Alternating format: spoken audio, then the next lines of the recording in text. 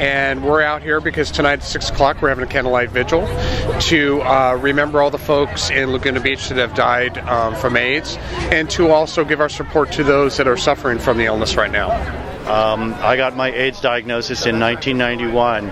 I'm one of the long-term survivors, a miracle of the new drugs. And I'm here to celebrate that fact and to remember the friends and loved ones who have passed on before me.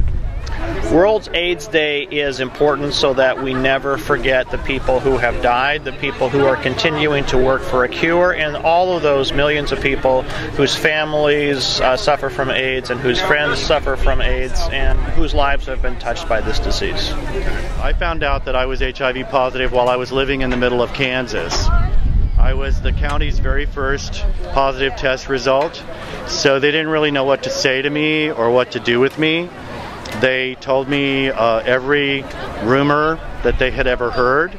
They told me I could never give my mother a hug or a kiss on the cheek. They told me not to share silverware or dishes or linens or towels, that I basically was like a leper and needed to be separated from the rest of society.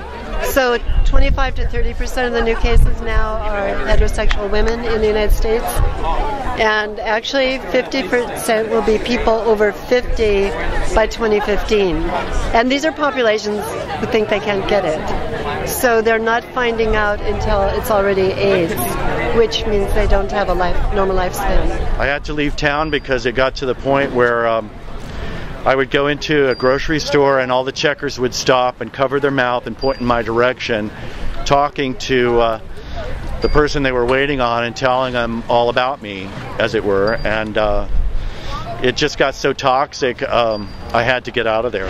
There is a perception that it's over. It's certainly not over. It's growing predominantly in heterosexual communities, and I think it's the drug cocktails that have allowed people to live longer that people think, well, it's not a death sentence anymore, so I don't have to worry about it. And I think there's a cavalier attitude towards our life and our health, and it's too bad because it really is an epidemic.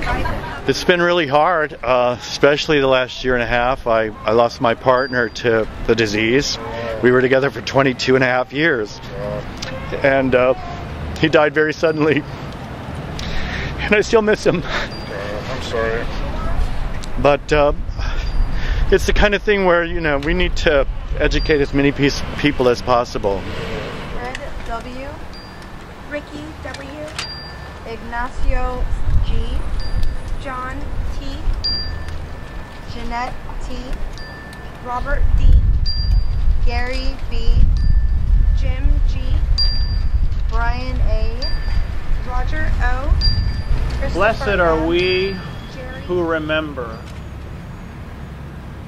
for we carry with us the light that they shone into the world. Eternity is not something that happens later. Eternity is right now. It's in every flicker of these candles. It's in every stirring of the leaves on the trees. It's in every aching of the heart. And those who have gone before us are in eternity with us now, in this moment. And we give thanks for their lives. And we are grateful for the opportunity to remember.